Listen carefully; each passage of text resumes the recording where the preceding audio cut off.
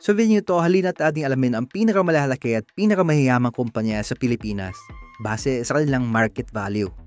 Ngunit bago tayo magpatuloy, huwag kalimutang mag-subscribe at i-hit ang notification bell para updated ka sa mga bagong videos natin.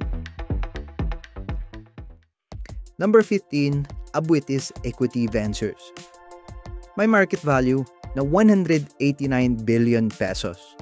Ang Abuetis Equity Ventures ay isang malaking holding company sa Pilipinas na bahagi ng Abuetis Group. Nagsimula ang negosyo ng Abuetis noong 1800s bilang isang maliit na abaka trading business sa Visayas na itinatag ni Paulino Abuetis, isang Spanish immigrant. Sa paglipas ng panahon, pinalawak ng pamilya Abuetis ang kanilang negosyo sa iba't ibang industriya tulad ng kuryente, banking, food, infrastructure at land development. Ang Abuetis Equity Ventures ang nagsisilbing umbrella company na humahawak sa lahat ng major investments ng Abuetis Group. Ang kumpanya ay pag-aari at pinamumunuan pa rin ng Abuetis family sa pangunguna ng mga kasalukuyang executive na gaya nila Sabine Abuetis at iba pang miyembro ng pamilya. Ilan sa mga kilalang kumpanya sa ilalim ng AEV ay ang Abuetis Power, Union Bank, Pelmico Foods, Abuetis Infra Capital at Abuetis Land. Sa dami ng industriya na kinabibilangan nito, malaking bahagi ang AEV sa pagunlad ng ekonomiya ng Pilipinas. Number 14, San Miguel Corporation. May market value na 195 billion pesos.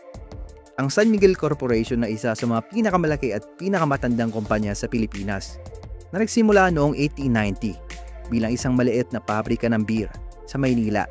Itinatag ito bilang La Fabrica di Cerveza de San Miguel at ang unang produkto nito ay ang San Miguel Beer na ngayon ay isa sa pinakasikat sa buong Southeast Asia. Sa paglipas ng panahon, pinalawak ng kumpanya ang negosyo nito sa iba't ibang industriya tulad ng food, beverage, packaging, energy, oil at petrochemicals. Sa kasalukuyan, ang San Miguel ay may-ari ng mga kilalang brand gaya ng Pure Foods, Magnolia, Petron, Ginebra San Miguel at marami pang iba. Ang SMC ay pinamumunuan ngayon ni Ramon Ang na siyang naging susi sa mas agresibong expansion ng kumpanya sa mga proyekto ng energy at infrastructure. Isa sa mga pinakamalaking proyekto nila ay ang New Manila International Airport sa Bulacan. Mula sa pagiging beer company, ang San Miguel ay naging simbolo ng malawakang negosyo at modernisasyon sa Pilipinas. Number 13, PLDT. Meron itong market value na 280 billion pesos. Ang PLDT ay ang pinakamalaking telecommunication company sa Pilipinas. Ito ay dating kilala bilang Philippine Long Distance Telephone Company. Itinatag ito noong 1928. Layunin noon ng PLDT na pagsamahin ng iba't ibang maliit na kumpanya ng telepono sa iisang sistema sa buong bansa.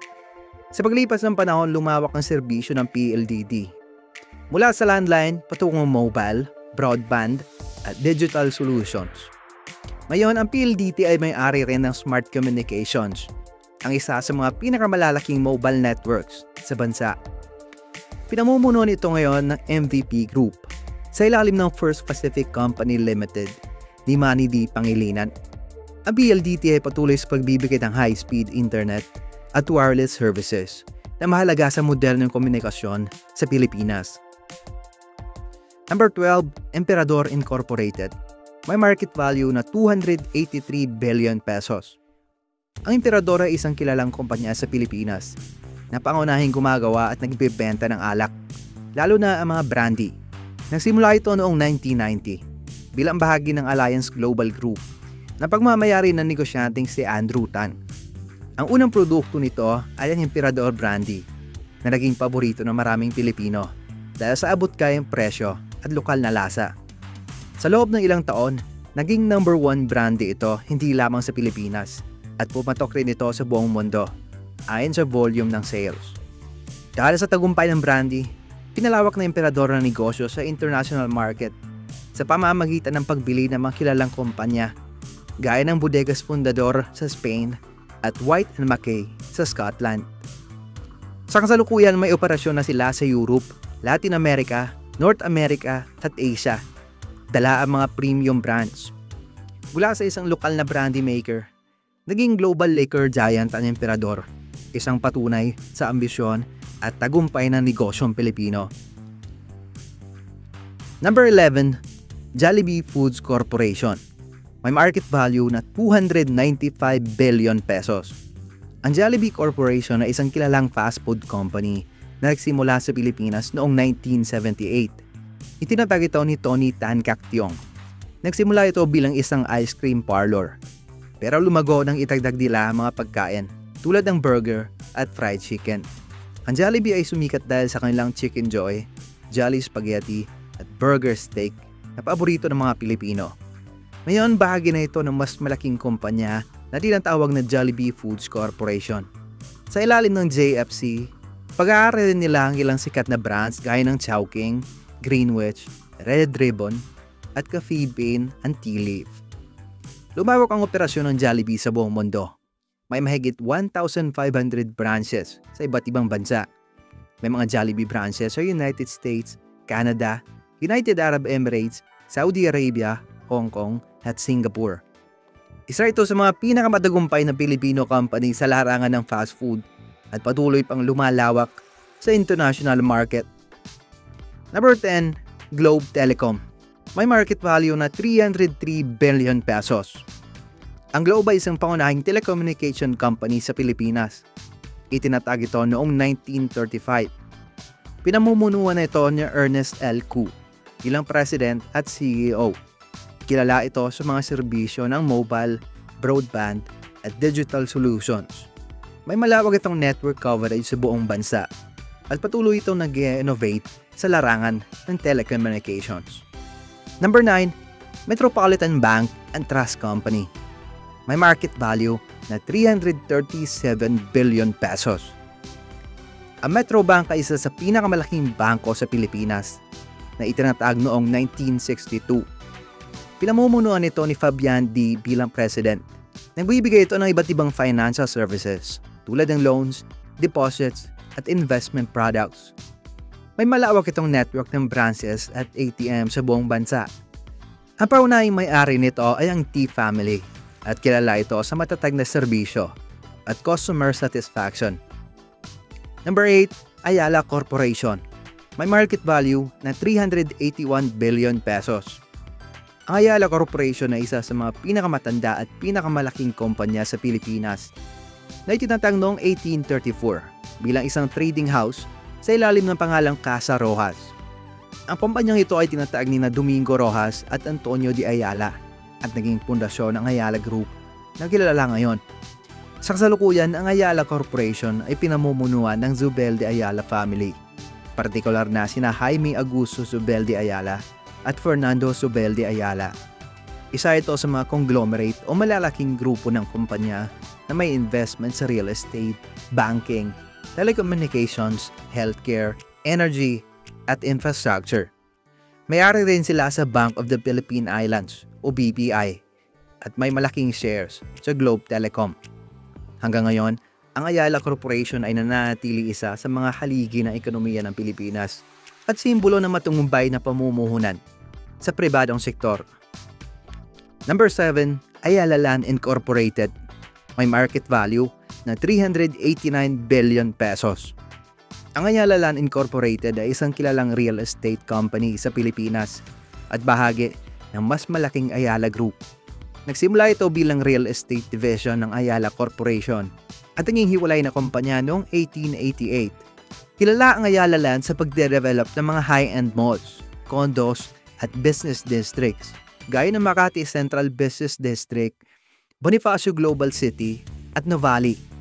Mayroon itong iba't ibang sub-brands para sa iba't ibang market tulad ng Ayala Land Premier, Alveo, Avida at Bella Vita. Malaki ang ambag ng Ayala Land sa urban development ng bansa, lalo na sa mga sustainable at master planned communities. Number 6, Manila Electric Company. May market value na 541 billion pesos. Ang Manila Electric Company o Meralco ay pinakamalaking distributor ng kuryente sa Pilipinas, lalo na sa Metro Manila at makakaratig na probinsya.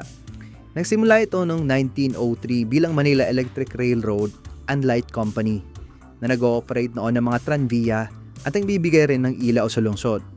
Sa paglipas ng panahon, naging pangunahing kumpanya ito sa pamamahagi ng elektrisidad sa bansa. Sa kasalukuyan, ang pangunahing may-ari ng Meralco ay ang First Pacific Company Limited ni Manny V. Pangilinan at may bahagi rin ng Gokong Way Group. Isa ito sa mga pinakakumikitang kumpanya sa bansa dahil sa lawak ng operasyon nito sa power distribution. Bukod sa pamamahagi ng kuryente, may mga hakbang din ng Meralco patungo sa renewable energy at clean energy solutions. Malaga ang papel ng Meralco sa pang-araw-araw na buhay ng mga Pilipino dahil ito ang nagsisiguro ng kuryente sa mga bayan, negosyo at pabrika. Number 5, BPI. May market value na 695 billion pesos. Ang Bank of the Philippine Islands o BPI ay isa sa mga pinakamatandang bangko sa Pilipinas at sa buong Southeast Asia. Itinatag ito noong 1851 sa ilalim ng pangalang El Banco Espanyol Filipino de Isabel II sa lungsod ng Maynila. Layunin ng bangko noon na mapadali ang mga transaksyong pinansyal ng mga Espanyol at lokal na negosyante sa bansa. Noong lumipas ang panahon, dumaan ito sa ilang pagbabago sa pangalan at operasyon hanggang sa tuluyang naging Bank of the Philippine Islands. Isa ito sa mga pangunahing institusyon pinansyal na tumulong sa pagunlad ng ekonomiya ng bansa. Ngayon, kilala ang BPI sa makabago nitong serbisyo tulad ng online banking, mobile apps at iba pang digital tools. Number 4, SM Prime Holdings. May market value na 654 billion pesos. Ang SM Prime Holdings ay isa sa pinakamalaking integrated property developers sa Southeast Asia, nakilala sa mga SM malls, residential projects at mixed-use developments. Nagsimula ito bilang isang maliit na tindahan ng sapatos sa Maynila na itilatag ni Henry C. Sr., isang Filipino-Chinese. Noong 1985, binuksan niya ang SM City North EDSA, ang kauna-unahang SM Mall, na naging simula ng kanyang tagumpay sa larangan ng retail at real estate. Dahil sa patuloy na paglago ng negosyo, itinatag ang SM Prime Holdings noong 1994 upang pamahalaan ang operasyon ng mga SM malls at iba pang kaugnay na negosyo.